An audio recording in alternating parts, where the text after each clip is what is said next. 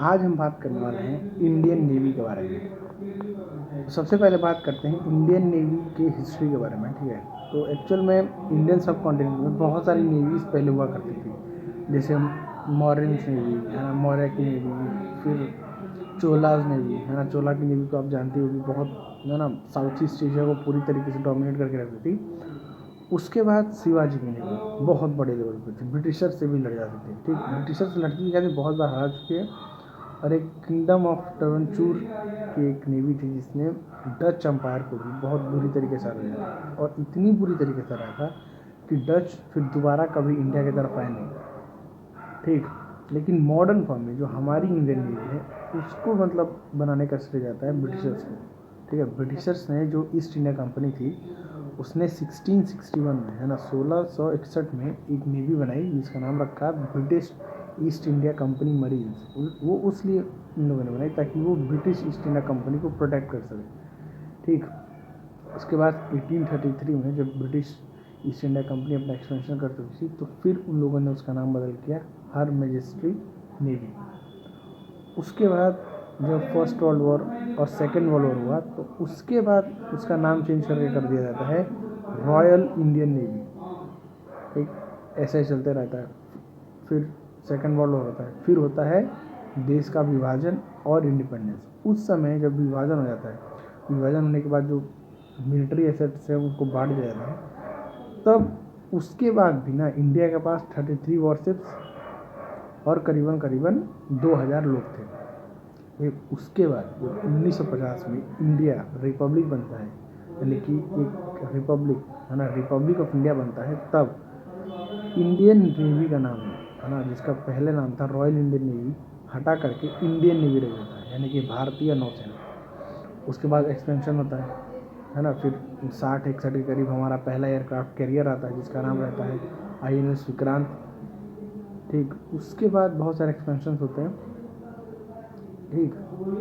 तो मैं आपको बताना एक ब्रीफ वॉर हिस्ट्री जिसमें हमारी नेवी ने पार्टिसिपेट किया। 1947 में लिमिटेड ऑपरेशन थे, 1962 में तो नेग्लिजिबल रहे, उसमें तो केवल आर्मी से लड़ाई हुई थी। 1965 में था, मतलब ऑपरेशन उसने किए थे हमारी नेवी ने तगड़े, लेकिन उतने बड़े लेवल पर नहीं। मेन आता है 1971 में ना, मतलब जो हमारी नेवी ने जो धड़ल्ले से पाकिस्तान को मारा था पूरी दुनिया देखते रही थी। फिर चाहे कराची के ऑयल पोर्ट्स को उड़ाना हो, चाहे फिर पूरा का पूरा जो वेस्ट पाकिस्तान है उसको पूरी तरीके से डिसमेंटल कर दिया, उसकी इंफ्रास्ट्रक्चर और उसकी नेवल फोर्स को। तो वो काम किया था इंडियन नेवी ने। इसमें एक हमारी शिप थी जिसका नाम था INS खुर्की, वो लॉस हो गई थी। और वो मैं बताता हूँ कि आज़ादी के बाद और लेकर आप तक आज तक केवल वही एक शिप है जो लॉस हुई है बैटल में, ठीक है ना, मतलब युद्ध में। उसके अलावा कोई भी आज तक हमें लॉस नहीं हुआ। फिर 1991 होता है, 1999 कारगिल वॉर, उसमें भी लिमिटेड ऑपरेशन होता है। उसके बाद तो कई सारे रेस्क्यू ऑपरेशन हमने किए हैं मैं इंडियन नेवी से, ठीक। तो अभी भी एक बैटल हार्डन मतलब मिलिट्री है, एयरफोर्स भी है और नेवी भी बैटल्स में पार्टिसिपेट करती रहती है। अब बात करते हैं इक्विपमेंट्स की। तो हमारे पास करीबन 2 एयरक्राफ्ट कैरियर्स हैं, INS विक्रमादित्य जो कि एक रशियन ऑरिजिन है और उसको हमने थोड़ा सा डेंटिंग बेंटिंग करके चला रहे हैं, और INS विक्रांत जो कि इंडिया का इंडिजिनस एयरक्राफ्ट कैरियर है। हालांकि 70% उसका इंडिजिनस कंपोनेंट है, 30% वो बाहर से आता है, मतलब इम्पोर्टेंट कंपोनेंट्स बनाए गए हैं। उसके बाद करीबन 10 हमारे पास होंगे डिस्ट्रॉयर्स, कोलकाता क्लास और है ना निर्भया क्लास। फिर आते हैं हमारे पास कॉर्वेट्स, फ्रीगेट्स, वो भी अच्छी मात्रा में। 2 करीबन हमारे पास न्यूक्लियर बैलिस्टिक सबमरीन्स है, अटैक सबमरीन्स नहीं है। डीजल सबमरीन्स भी है हमारे पास, जो कि French designed, French technology, made in India है ना, स्कॉर्पियन क्लास की सबमरीन्स है। फ्यूचर जो इसका होने वाला है, जो INC-2 जो इंडिया का इंडिजिनस एयरक्राफ्ट कैरियर 2 है, जिसका नाम है INS विशाल शायद हो सकता है, वो बन के देखिए अब तैयार हो जाए। लेकिन अभी तो ऑफिशियली उसको रिजेक्ट कर दिया गया है। राजनाथ सिंह ने वैसे कहा था कि इंडिया 6 एयरक्राफ्ट कैरियर बनाने वाला है, लेकिन अभी ऑफिशियली उसको कहा जा रहा है कि अभी इंडिया को 3rd एयरक्राफ्ट कैरियर नहीं दिया जाएगा।